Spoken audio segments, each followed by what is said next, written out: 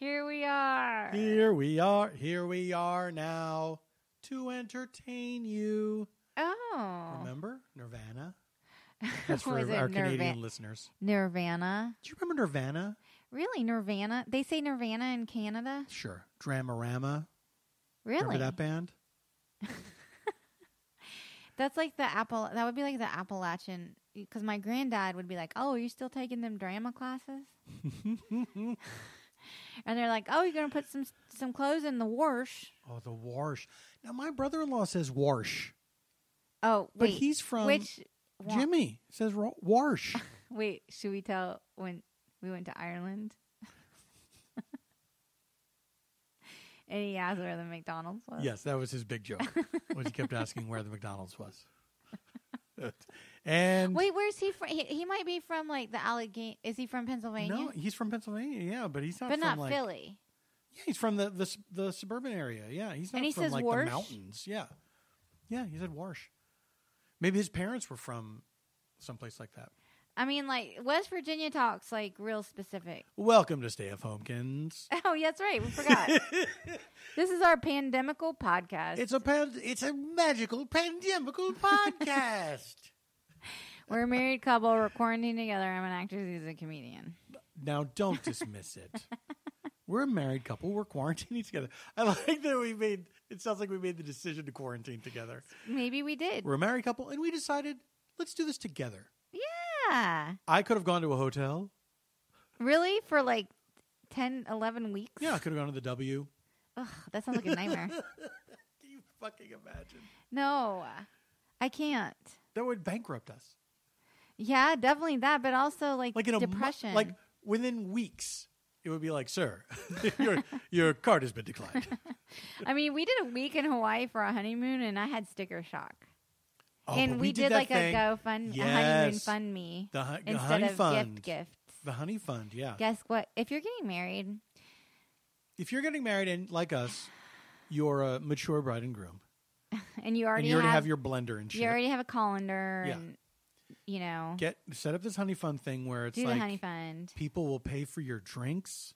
It's They'll so pay for your food. It was great. Yeah, but Hawaii is not cheap. No. It sure isn't. It's not. That's why we haven't been back there. No, we went one time. What are you talking about? We went on that trip with the other comedian, people, yes. with the other comedians. But we have not been back for a 9-day trip. We went with at an inclusive resort. We were 10 people. We were like 5 couples on this trip. We had a great time. It's one of the best vacations we've ever had. Best vacation we've ever had. Yeah. On the Big Island. Yeah. On the Big Island. We went with these other like comedy couples, and it was awesome. Let me tell you something, folks.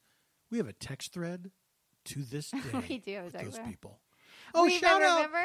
Gotta say, shout out to Lauren Lapkus, our friend. Oh yeah, she was on the trip with us. She was on the trip with us, and she just won $500,000 for a charity for the Colitis Foundation. Crohn's and Colitis Foundation.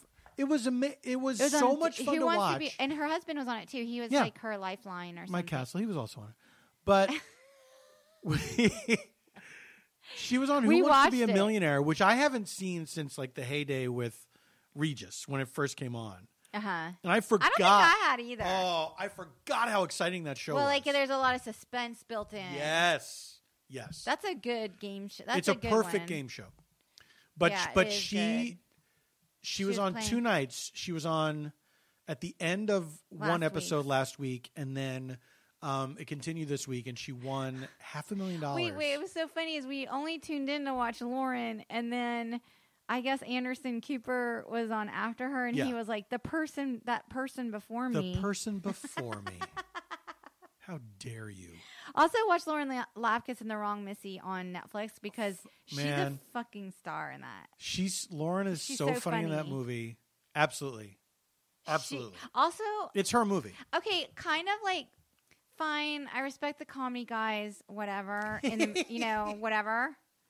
But like for me. Oh my God, the dog. How about dog get in here? Stop the tape. Neighbor's dog. Okay, for me, it was like so satisfying that she was like the star of the show. Yeah, man. Yeah. I mean, like they tried to be funny, the guys.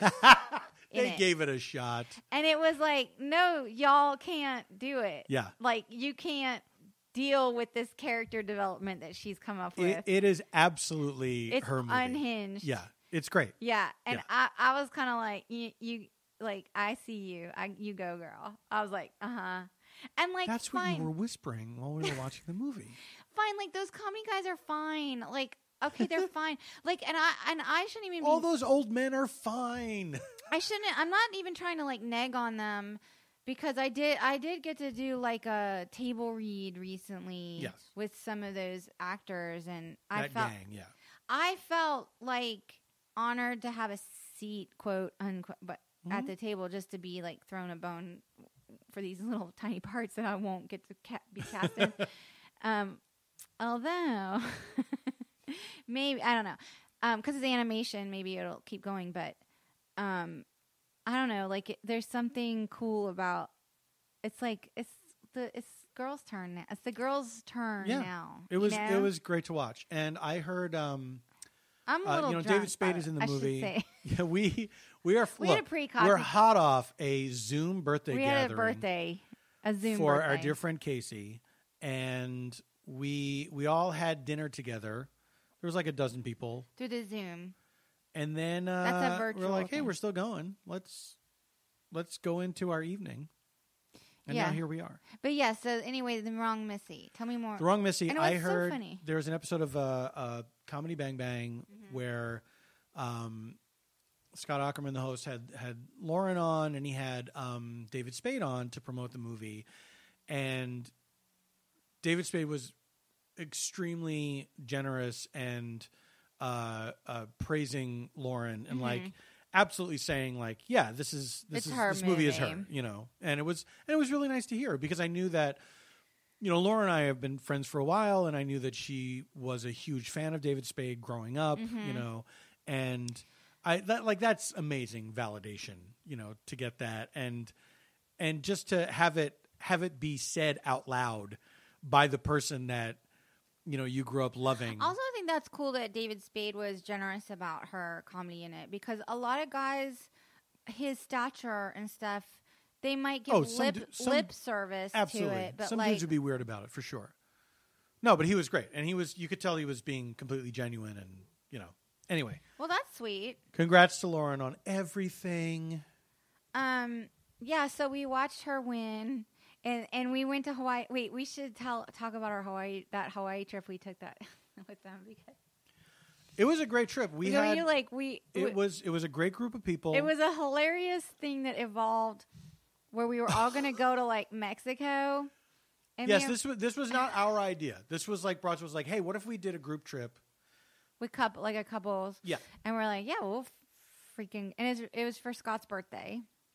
Yeah, Scott Aukerman. Neither of us had ever been to Mexico. Yeah, and we were like, okay, we could do this. This is like affordable. And then everyone was like, no, the Zika virus. Oh, weird. Virus. It was the Zika virus. Isn't it funny how viruses keep coming back into our lives? They keep like ruining everything. What is it about viruses? And they were like, let's don't I call viruses the fifth character.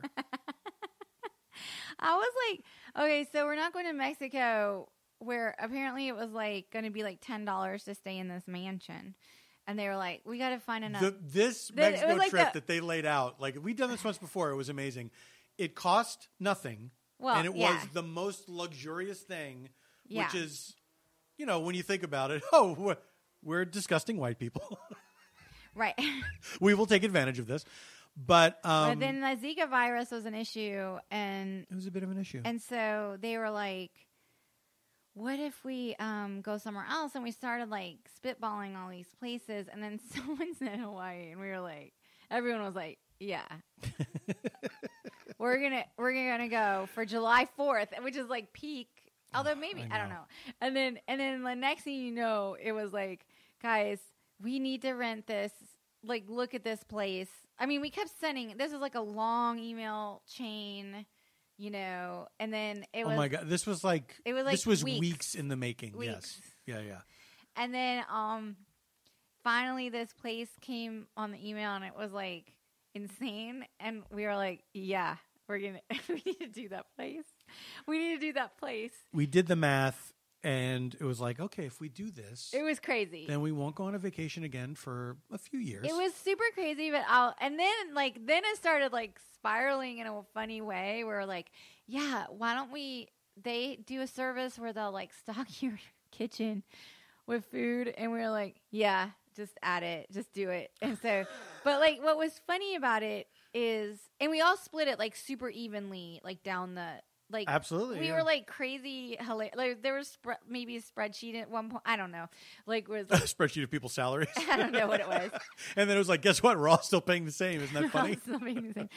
And then I'm not kidding. When we got to this house, like our mouths dropped, like our jaws dropped. It was the ground. The only time to the ground. The only time I've ever gone to a place where I couldn't believe it. It looked better than it looked in the pictures. Like, it looked like... And then everyone had... Although what was so funny is, like, because Scott and Cool Up, it was his birthday, and every bedroom was really nice and had... It was, like, set up for couples to vacation, I think, because every bedroom had, a queen bed and its own bathroom. Yeah. But there was one master bedroom that was, like, a joke. It was, like, the size of an apartment. Yeah. And nobody wanted it. That's right. Nobody had the balls. No one would put their bag in there. And then we were like, well, Scott and Cool Up have to have... like, because we all did... Most of us got there at the same time, right? Who were the last people to arrive? Scott and Cool Up and John and Nora were last, I think. Because they all flew Delta. Right. Or something. Yeah. And nobody... And, like... Then they got there and that was the last room because no one wanted to be in that giant room. No, it was terrifying. It was too scary. Can you fucking imagine if you're the first person to get there and you're just like, guess this is me. But also, this was like a group of people that liked being with one another. Yeah. So it wasn't like no one wanted that room.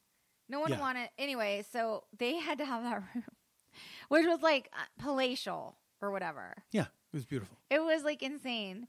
And then, and we were adjacent to a resort. Yes. We were adjacent to a resort. Yes, but we did... and we saw a celebrity. We did communal meals every night. Celebrity. Yeah. Yes, we'll get to it.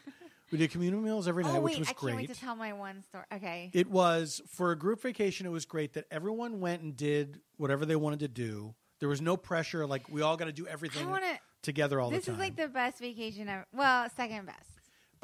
But the house was great, and so we spent a lot of time just like hanging out at the house. Well, we paid so much money for that house. Yeah. And also, like, we wanted to pretend like we lived in that house.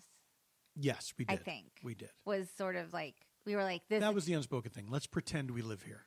Yeah, and it was, and then this was like one of the first times we ever learned about Wi-Fi speakers because the house had Wi-Fi speakers like through the whole house. This was one of the first times we ever learned about Wi-Fi speakers. It was because we didn't know about them. And then Scott was like, here's what you do. No. We knew about Wi-Fi speakers. We didn't know about this specific Sonos we didn't know about. Yeah. And so Scott was like, here's what you do. You go on your phone, and he was like teaching us, and we made, we got to like make these playlists together. Like we would play the music through the house, but like you could interrupt and play a different, like everyone could kind of like hop on and play a song next. It was really fun. It was. You could wake people up by sending music into their room. You could send music into their room. Wait. Which I think we did on 4th of July. I think we did like patriotic marches and sent them into people's bedrooms. There was some Sousa band. There was like some Sousa marches and stuff. And so, okay. And then half of us were into doing this thing and the other half was not into doing this thing. That's right. Which was this like tourist experience where you could go out in the ocean at night and shine a flashlight, and manta rays swam underneath you, right? I think the way it was pitched was you could swim with manta rays. I just want to make sure that they knew that they were underneath us, like we weren't touching them. No, I know, that's how you're introducing the concept to people.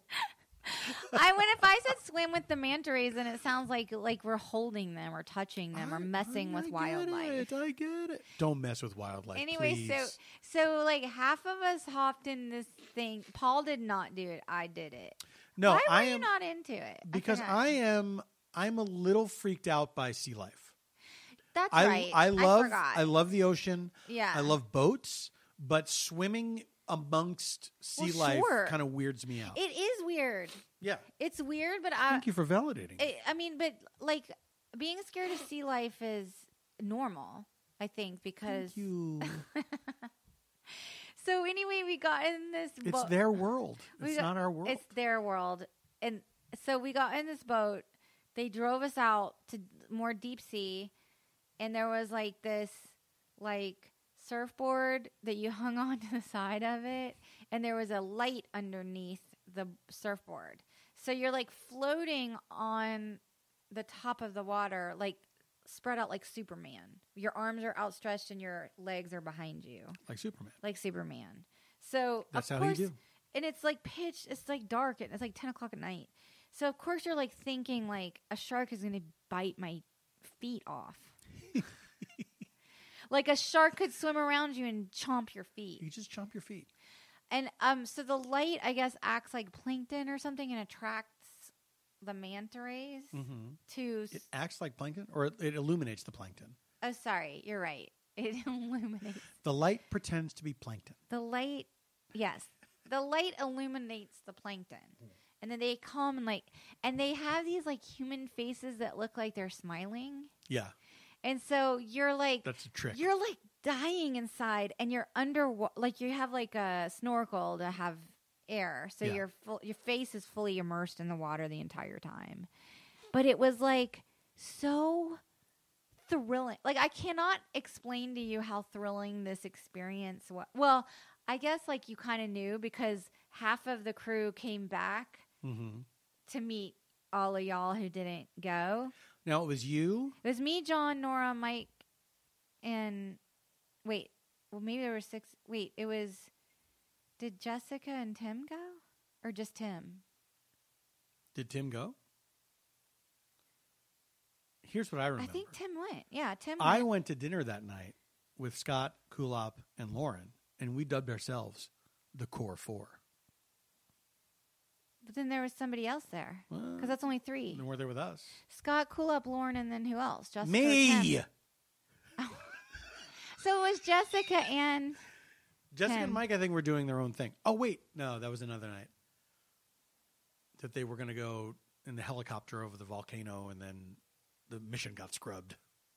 I don't remember. This is the bougiest sounding. By the way, this tops our previous bougie sounding trip. Whatever we fucking talked about.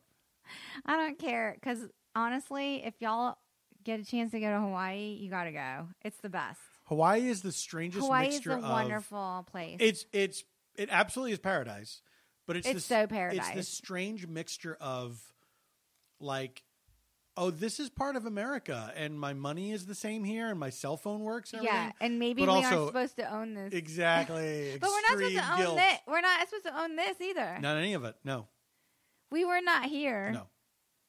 Like that's what happens when you pull that thread. Some of my ancestors, the white ones, I guess, the Irish ones, or whatever. I guess.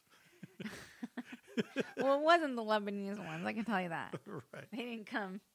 But how far back do your ancestors go to America? On my father's side, we go back to the Revolutionary War.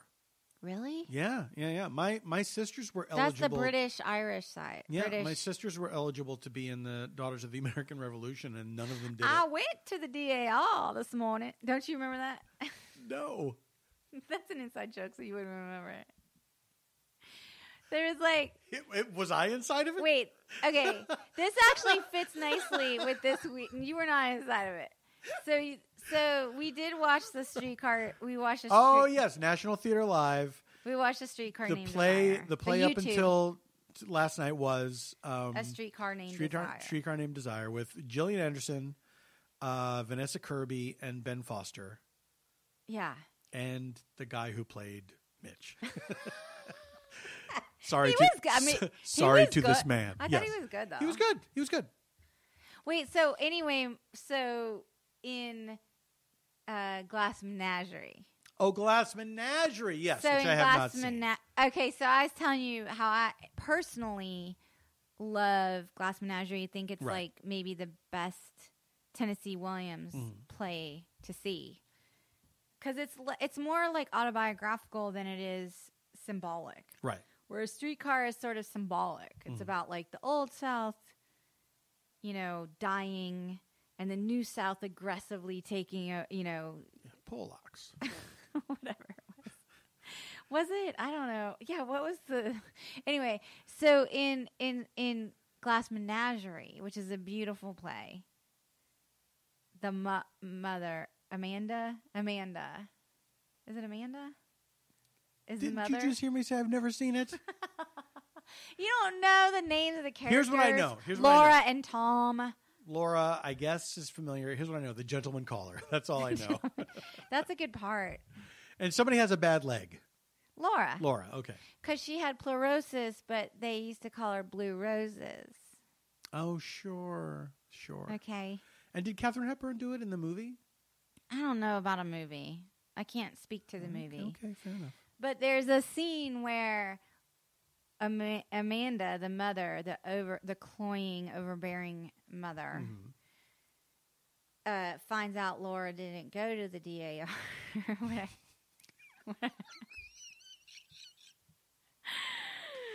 And I guess like when we were undergrads, the grad students taught these acting in class. theater school. In theater school. Yes. And someone in one of the classes was like, I went to the DAR this morning.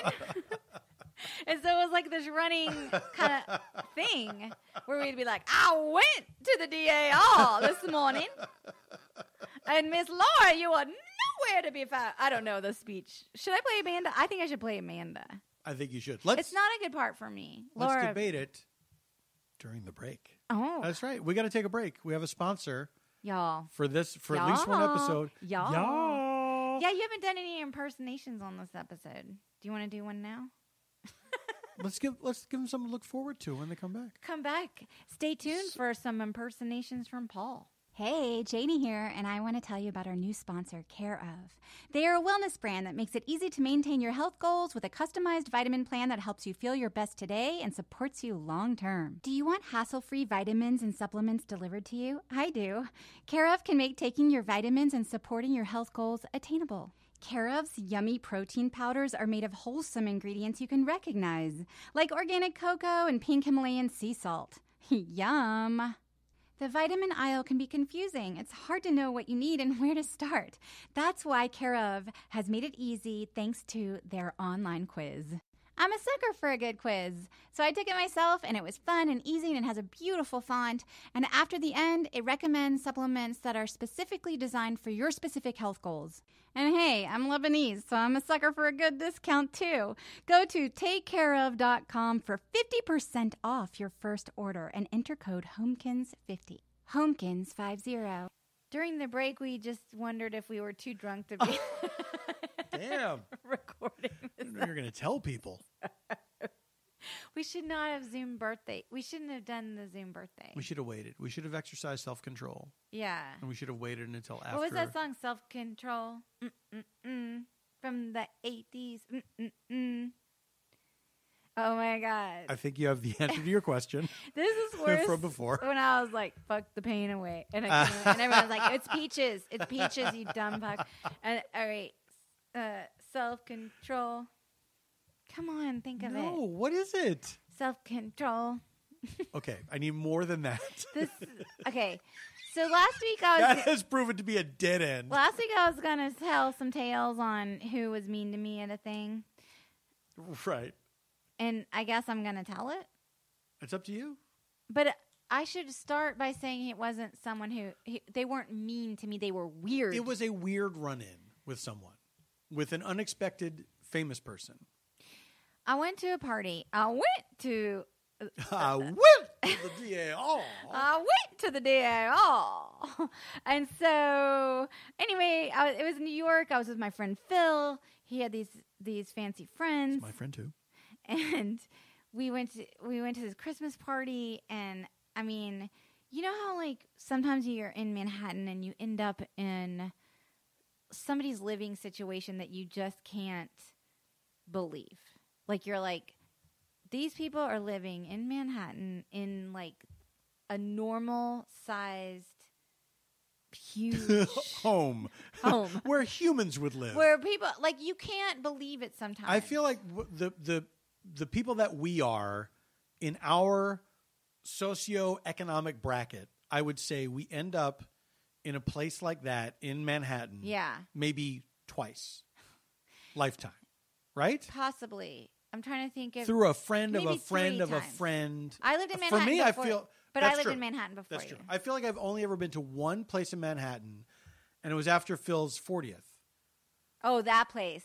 You know what? And we went to a 4 place, times for me. Yeah, we went to a place. It was like an after after party. It was like a brownstone in the West Village. Yeah, that like you see in movies. Gorgeous. And it's like, huge. oh, this does exist. This kind of like Woody Allen existence is actually real. There's people that do this. But also, like, maybe more times for me because in acting class, sometimes you end up in people's apartments for rehearsals and stuff. And then you find out, like, yeah, we have this extra apartment. Wallace Shawn. Let's do it at my place. You should play Amanda. I went to the DAR. This is funny. I went to the DAR. Oh, boy. I saw a Wallace Shawn. Okay, I'm not going to go into that. Okay, so I went to this party. I saw a Wallace Shawn meltdown. No, I saw him in this play that I didn't get, and it was... No, don't elaborate. Okay, so I went to this party around Christmas in this, like, Tribeca... like one of those where you take the elevator and the elevator doors open and you're inside the apartment. That's fucking. I mean, okay, that's crazy. And at the time, I was the one fancy place I went to. So I think we still had to take the stairs. Which place was that? The place I just talked about. There was no stairs. It was a brownstone. So it was like they had the whole building. But there were multiple floors, though. There were stairs. Sure. There was no... Thank you for granting me that. And then one time and then the Auberginois apartment. Well, their apartment was, like, awesome. That was on the Upper West Side. But they don't have it anymore because it's, like, rent. Anyway. Right. So this is, like, a modern. And at the time, and I'm going to take full responsibility for being... Brave. For being, I don't know, thirsty, like a thirst trap or something. I don't know. I was like, at the time, all I had was going for me was unemployment. Mm-hmm. And I was... Have you met my friend Janie? She's unemployed. I was on unemployment. But so basically this was like during the economic collapse. Yeah. So we were bailing out like AIG. Goldman Sachs and shit. Yeah. And I had left my waitressing job and followed Fannie and Freddie. And so I was like, I had this little camera that Paul had gotten as a gift on a show. Oh, this was... The flip camera. The flip camera. I was obsessed with that thing. It took the world by storm for a month. Okay, so like Paul would get like these technology gifts like thrown at him instead of getting paid money. And then he'd be like, I don't care, you can have it or whatever. And so I'm like, and I vlogged like almost every day of my life, like for that 2 years. 2008, 2009. Like I was like, yeah, you were very diligent about it. You walk around with that camera. I like loved that thing, and I was like, really did vlogging, and I was like, it was all confession. It was like Instagram stories before Instagram. Yeah, and then I never took to Instagram stories. Can I say something? But I have a more wrinkly neck now, and I think that's the big difference between now and then. Yeah, say something. That's why you have to lean into your camera. I know it doesn't help. I have a fondness for technology like that's been superseded by things. I loved it. But those flip cameras were really cool. I liked them so much. And you plugged it straight into the. Yeah. Anyway, so I'm at this party and I'm vlogging, and I still miss my Motorola Razr sometimes. I love that Motorola. That was a fucking good phone. Sometimes I miss my BlackBerry Pearl. I did like the BlackBerry Pearl. Yeah, the BlackBerry We both had those at the same time, didn't we? I think, and we also had the Razrs at the same time. Yeah. Hey, that's the kind of couple we are. Can I tell my story? Yes. Was that I was like in like awe of this lifestyle. Mm-hmm. Like I was like, wow, it's Christmas. It's New York. I'm in this like insane, beautiful apartment, and there's like really like beautiful people there. There's beautiful people there and beautiful cheese Marilyn plates. Manson. Wait, is he a beautiful people? No, he had that song, The Beautiful People. Oh, he did? The beautiful people. The beautiful people. Didn't he get blamed for a mass shooting? Columbine. I think there were people that tried to blame him for that, yeah. Okay, so after Columbine, they were like, oh, the mafia trench coats. Yes, it's everything. And it was like a fake. It's everything but gun culture. Yeah, and he was like, I'm like surely it must be the peaceful music. person, but maybe he wasn't because maybe he did abuse Rachel Evan Wood or something. I don't know. Anyway, I don't know about that. Well, because she testified before Congress about. Don't you remember Rachel Evan Wood testifying? Evan Rachel Wood? Yeah. Oh, Evan Rachel Wood. I sort of remember her testifying, but I don't remember what it was about. Okay, I'll have to Google that. Anyway, so I'm on this. Okay. So I'm like in this. I'm vlogging away. I mean, and there's like artwork on the walls. So I'm like, y'all. Legitimate artwork. I'm like, y'all, I'm going to get up into some trouble in this Tribeca loft tonight. And then, so I'm going to say who it was. There was a famous musician there. I'm just going to say who it was. Oh, my God, you can't. The cops are coming. All right, Michael Stipe was there. And so now Michael Stipe is there. And I'm like, oh, my God. Michael Stipe. Like, and you're an R.E.M. fan. I'm an R.E.M. fan. Like, that was an important... formative band for you. I grew up in the younger. South, and they're like in Athens, and like 80s R.E.M. before that, like, didn't they have a famous producer who died and their music changed a little? Yeah, that sounds familiar. I don't know. It might be... This is embarrassing because our friend Scott has an R.E.M. podcast. And it's okay. All right, so anyway, so that early R.E.M. was like almost like a defining soundtrack to my coming of age. Yes. And so I'm like, thrilled by it. And at this point, like I vlogged like in a corner and he was nowhere like near me. But he saw that I was like talking into this camera, and this is like 2008. So like this is before like people did Instagram stories. Like people didn't know what this was. Oh yeah. Like they didn't know like I'm holding it. I mean, either I look like the CIA or TMZ or something. I don't know, but like he was so. I don't think you could do video on your phone then. Like I think this was. Yeah, I don't even think you could. It was just like separate. We were still carrying around digital cameras. I don't even know it. No, did I have an iPhone yet? No, that would have been before, like, all of that. Anyway, so he's, like, not into it. Like, but I don't know him. I don't meet him. And you know this because he's kind of, like, scowling at you. He's glaring at me in a way where I'm feeling like he thinks he knows me, and the person that he thinks I might be is someone who is a piece of shit. Right. To the point where I'm like, okay. But then I had to be like, well, maybe it's me filming my vlog. So I just would go into other rooms. And then he would like materialize again and be like to the point where like my friend who I went to the party with, like we talked about it. I was like, am I imagining this or was Michael Stipe like, this sounds weird to say. Was he like putting a curse on me? Like he was like he was like the stink eye. He was giving you the maloik. He was giving me the maloik. And I was like, what is going on? And he was like, yeah, that was unusual. That was like strange.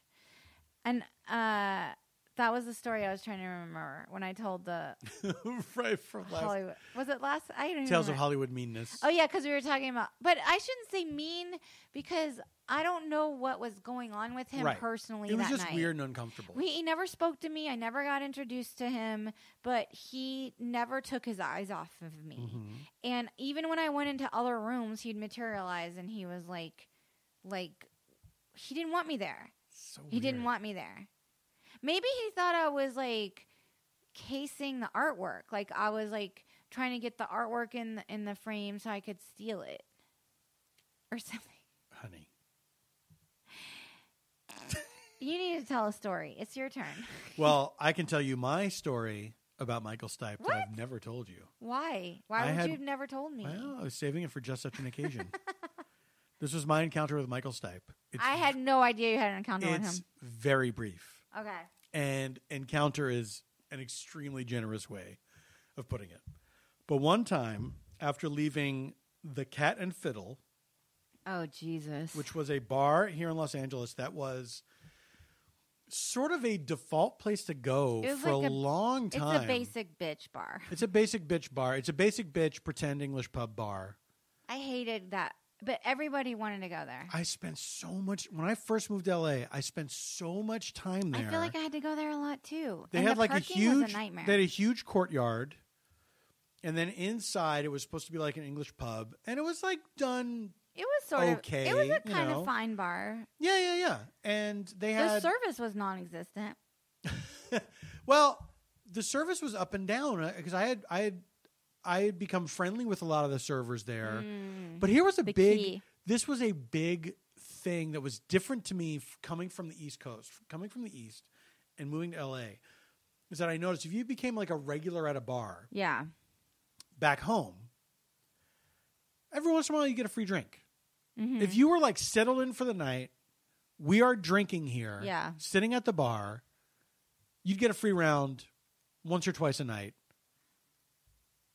Never happened. Right. Not here. Never happened in LA. No. Never. No.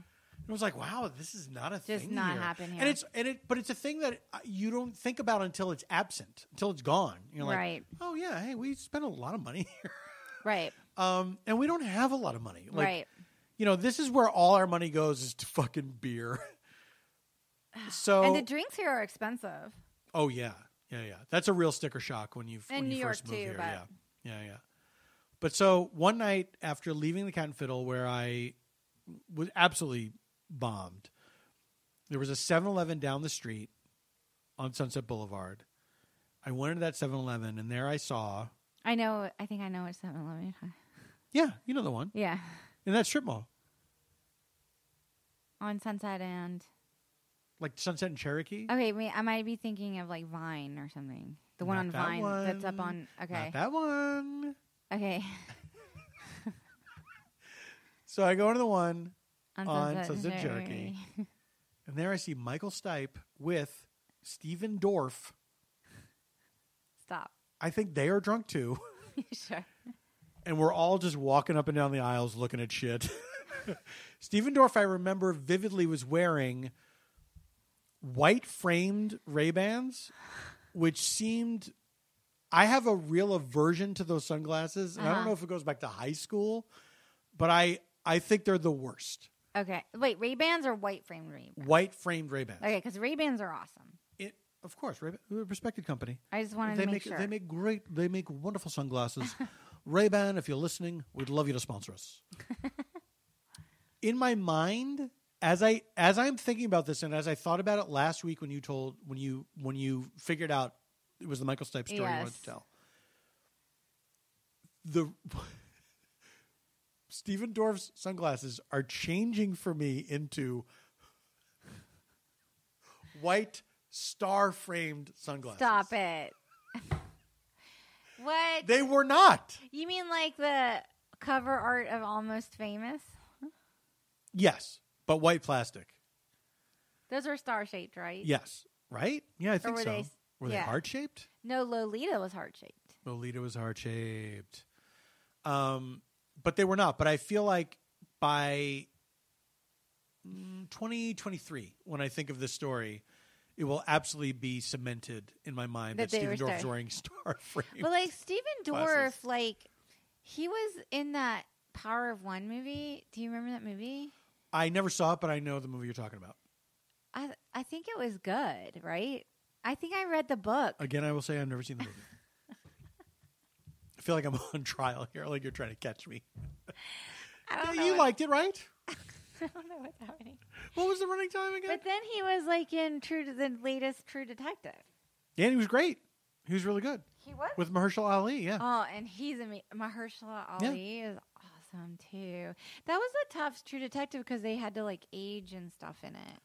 Man, that was a TTD. Also, True Detective, I don't understand it.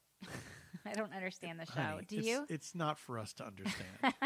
But remember the first season, and we loved and it. we got into the Carcosa, and it was like Carcosa everything, and I'd be like, oh my god, like Pier 1 Carcosa. What? Pier 1's having a Carcosa sale. I heard Pier 1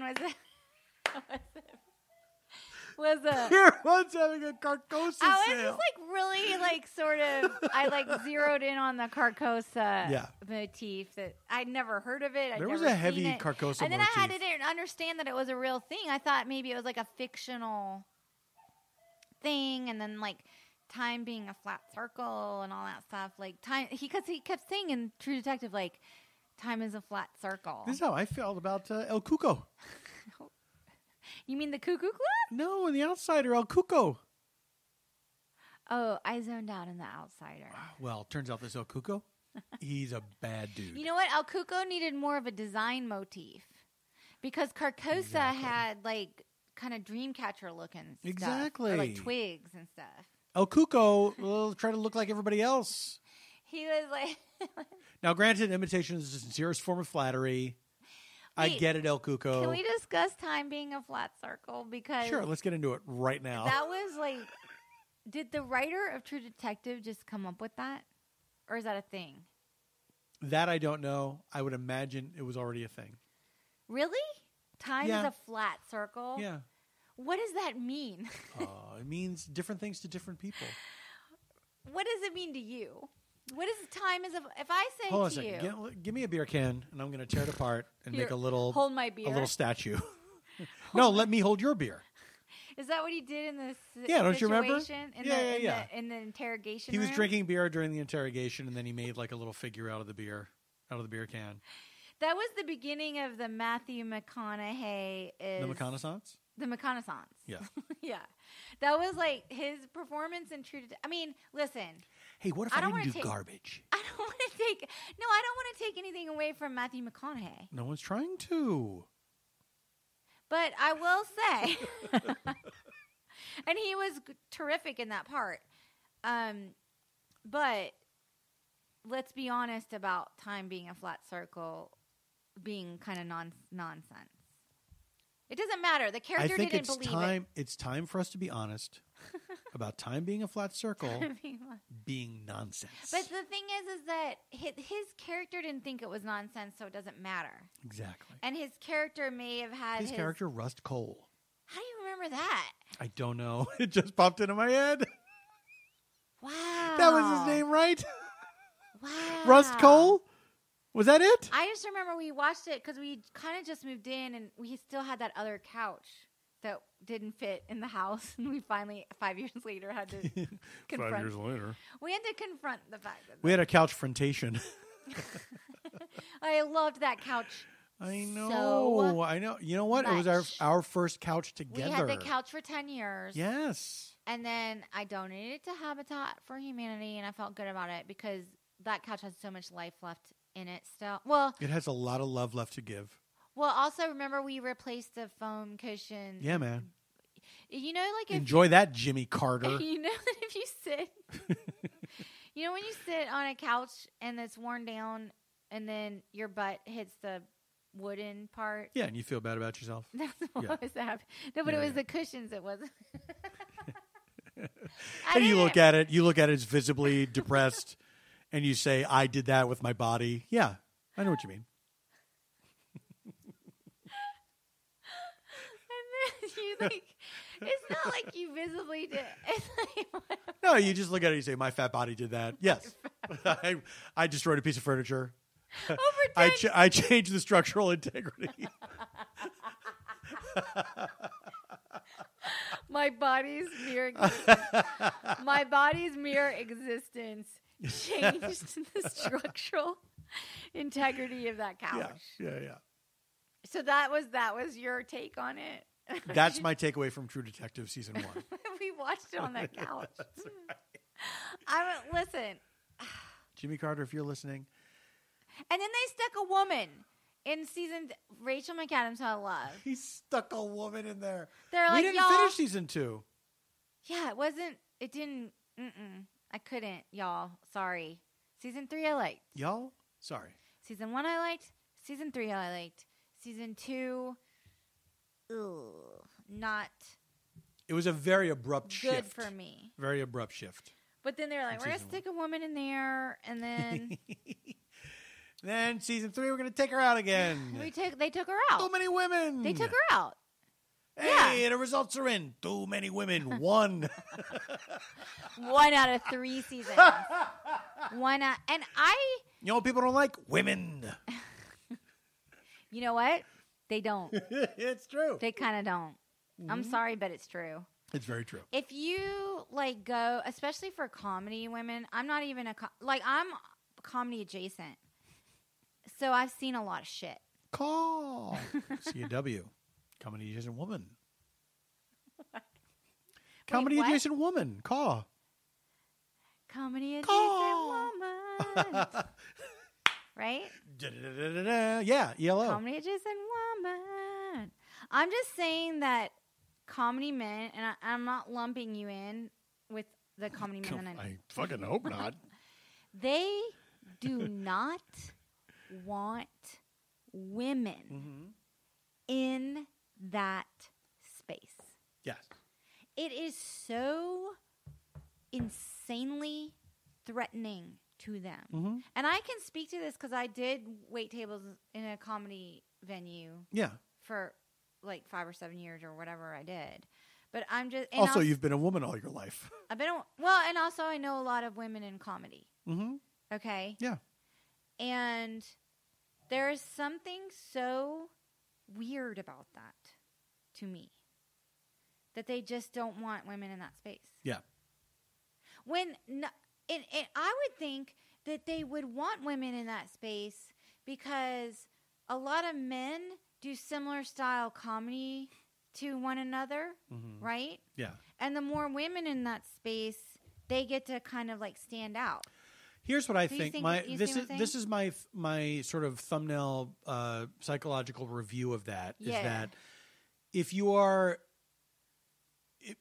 the type of man who feels like you're competing all the time, it's easier for you to feel like you're winning if you're competing against people that are doing the same thing that you're doing, the same type of material. Really? Yes. Then you feel like, oh, okay. I did that better. I'm successful because of all the guys that are doing exactly the type of thing that I do, I'm getting the most response, you know? Mm-hmm. But women having a different point of view, it's sort of like, well, I can't have that point of view. I don't understand it. I don't want to hear it. I don't like it. It's against me. It's sort of because they see it as this is diminishing my point of view, and that's the place where I'm winning. That's probably what it is then. I mean, that's literally just off the top of my head. No, I think there's something to that. Because in my point of view, it would be like, hey, I get to reign supreme over being a dude. Mm-hmm. And then these other women can speak to, whatever, periods or whatever. Not getting to hold the remote.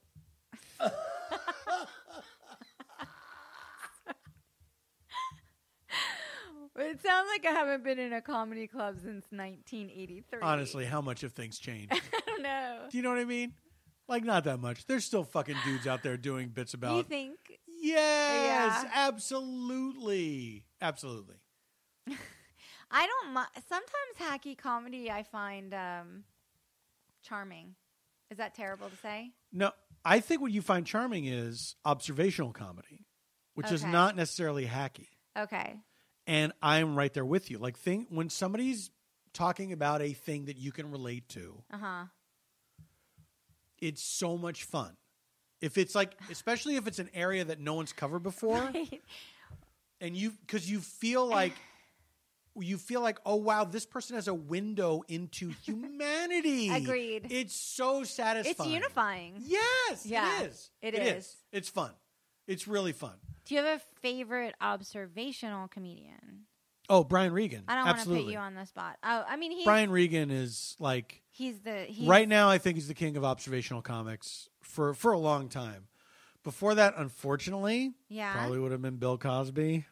Oh. Was like a guy that I grew up really admiring. I mean... You know, it's undeniable that his comedy was... That stuff was amazing. I mean, yeah. And I grew up on that comedy too. Like, we had his album, and I loved stand-up comedy as a kid. Yeah, me too. I loved it. I mean, I grew up in the 80s. Yeah. So you would see it on TV all the time. You know, you'd see it on late night shows, and it would be on the afternoon, like, and it would be afternoon talk shows where they would have talk. Cable was happening. And I used to watch Carson. So much. I used to watch Carson. Absolutely.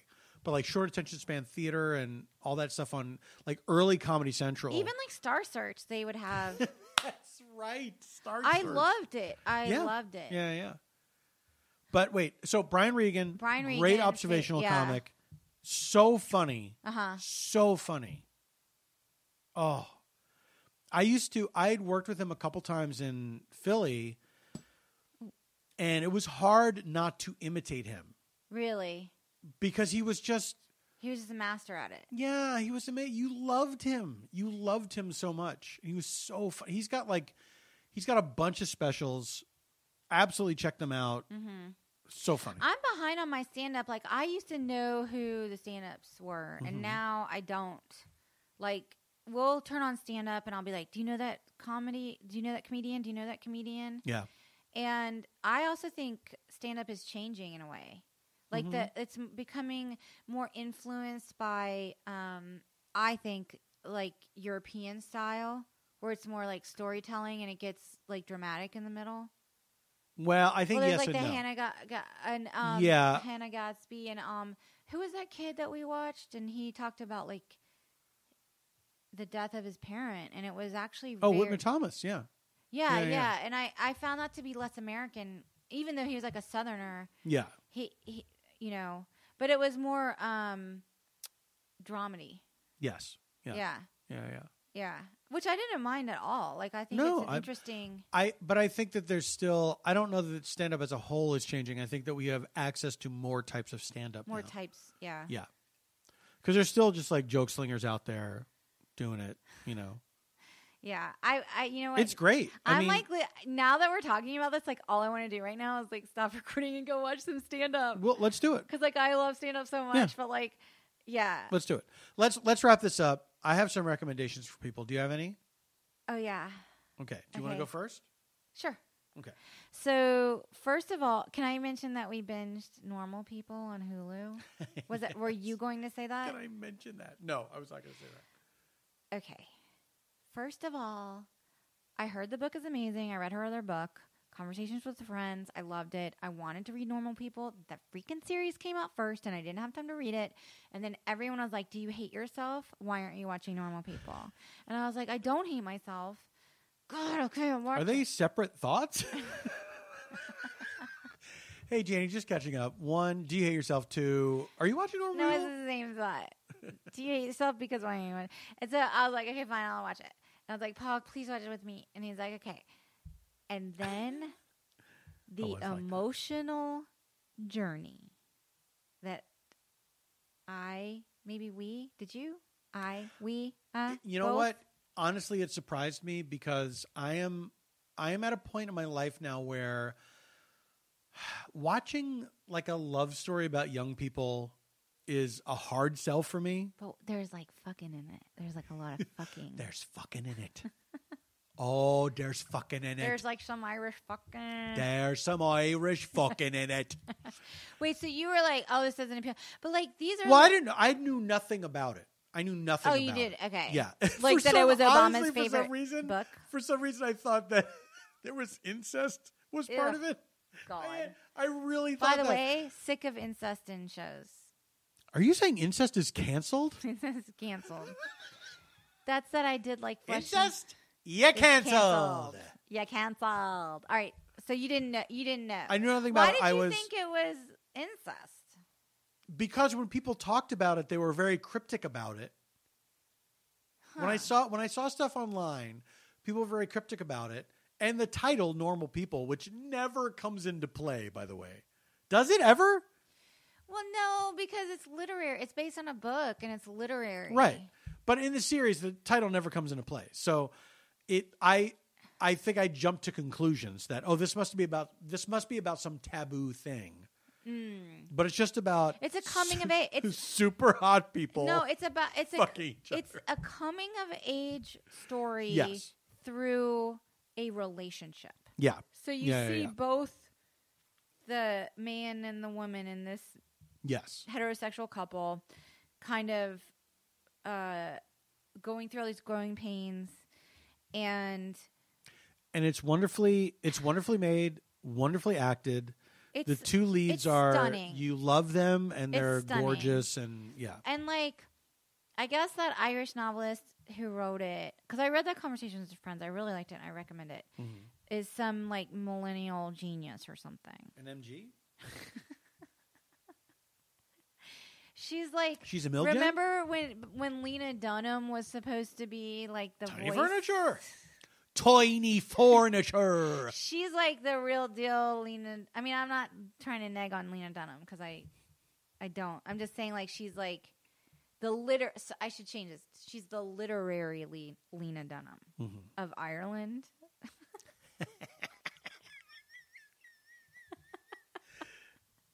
She's the LLDOI. I'm just saying if you have Hulu and you don't hate yourself, you need to binge Normal People. Don't be like Janie. Stop hating yourself and binge Normal People. You will like feel all emotions. You'll feel all the feels. You'll feel all the feels. Normal people. All right. Can I do my Rex? You'll feel all the fail. What was that? You'll feel all the feels. You feel all the feels. Oh, and would you ever feel all the feels? All right. Here are my Rex. Get some Rex. I'm going to recommend 2 podcasts. Oh, podcasts. Iconography. Is it about mapping? Isn't that about mapping? Iconography? No. Are you telling me it's not? That has nothing to do with mapping? That's exactly what I'm telling you. Shit. Did you think this was a quiz? No, what? Because it's not. Okay. Pretend this never happened. Okay, I will. This will just be between us. Thank God. Iconography, which is a podcast hosted by Ayo Edebiri, who won the spelling bee that I participated in. Well, with a name like that, you would need to know how to spell. Am I right? You're not right. Because there's a lot of vowels, it sounds like. There's a lot of vowels. If you want to buy one, you're going to be out of luck because there's a lot more. And hosted by Ayo Edebiri and Olivia Craighead. And they have a guest on to discuss a person they think deserves icon status. Oh, okay. And they talk about their work, whoever it is, an actor, a musician, whatever. Did you get on there? I have not been on the show yet. I've been asked to be on it. Did you get discussed? Oh, have I been the icon? No, not yet. Maybe someday. They're young people, so maybe after I'm gone. They haven't discovered your full body. Well, the guest is the one who brings the icon to them. Oh, okay. So it'll be up to a guest to do it. That's clever. I like it. It's clever. And it's a really, they have a great rapport. They have a great rapport with their guests. It's a really enjoyable, entertaining podcast. Good. Another podcast is Scam Goddess, which is hosted by Lacey Mosley. Lacey Mosley, who I knew through Spontaneous Nation, is an improviser, a really funny improviser. Has been on my show a bunch of times, my old podcast. And she's obsessed with scams, con men, all that stuff. The podcast is so much fun. Really? It's all about that stuff. I think I would like that one. I think you would like it. Yeah. I think you would like it. And Lacey is hilarious. And she really, really, really loves this stuff. So she's into it. Cool. So she does like deep dives on all these, scams and everything. And she should work for the FBI. Like, for real. No, she wants to scam people. Oh. That's why she calls herself a scam goddess. She loves scams. She wants to scam people? I thought she wanted to catch the scammers. No, she just admires the scams. Okay, let me think on that. You don't love a good scam? Never? No. We'll talk off the air. And then my last recommendation is a book. Of a book that I read last year that's going to be a series on HBO. Okay. Produced by Jordan Peele. Lovecraft Country by Matt Ruff. We saw the trailer. I read the book last year. I loved it, and I was excited to see that trailer that it's coming to HBO. But Lovecraft Country by Matt Ruff, it's like a horror anthology set in the Jim Crow South. It's like a supernatural Green Book without the white guy driving people around. Yeah. You mean, what was his name? Viggo Mortensen. And he was like, hey, forget about it. I'm trying to be Italian. Whoa, hey, I don't care if you're gay. I'm a racist. That's it. I'm very open-minded otherwise. I don't see why you didn't get to play that part. I don't either. Because you're Italian. Listen to me. Hey, I'm Italian over here. You're Italian and you're from Philly. I mean, that's kind of like New York. I'm Italian on my mother's side. Philly's kind of like New York. I don't care. Be gay. Do what you want. Love is love is love. Am I right? But I don't like black people. Love is love. I don't think they said that then. That's a newer. Yeah, I'm kidding around, that's what honey. I'm saying. It's funny. No, that's what I'm saying. I'm funny. Wait, I really love this version of Green Book better than the real version of Green Book. Yeah, no kidding. Well, I don't want to get into that. Oh, hey, let's not get into that. Green Book, hasn't Green Book been through enough? I don't know what Green Book has been through, but look, I can't speak to Green Book's experience.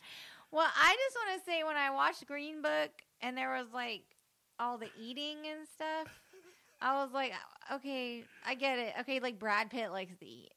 And so like you could imagine it being like... He makes that his character thing in like every Brad movie. Pitt wants to eat, so...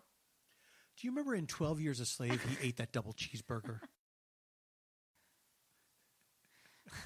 We should wrap it up. We should have stopped talking. We should, definitely. Like 10 minutes ago. Well, listen, guys. This is quarantine life. This is quarantine life. We're getting to... This is your Gloria Steinem from Mrs. America. I might have to edit some of this. No, we're not going to edit anything. This is going out warts and all. This is not a flattering place for us to be. It sure isn't. But I think let's just put it out there. We're humans. We're humans. We're fucking up all over the place. Listen, we're trying to get better. This is not a good time in the world, so everyone please take care of... No, this has been a weird, fucked up week. But listen. Please take care of yourselves. Take care of yourselves. Take care of other people. That's the thing. Be kind to one another. Yeah. Be patient with one another. Try to listen. Try to come from a place of love. Yeah. That's all I can say. Open your hearts, open your minds, and open your ears. And also, as always, open your veins to a coronavirus vaccine. We were so close. Stay home. Stay home. Stay safe. And stay home. Stay safe. Stay safe. Sane, stay sane. Stay home. And stay home.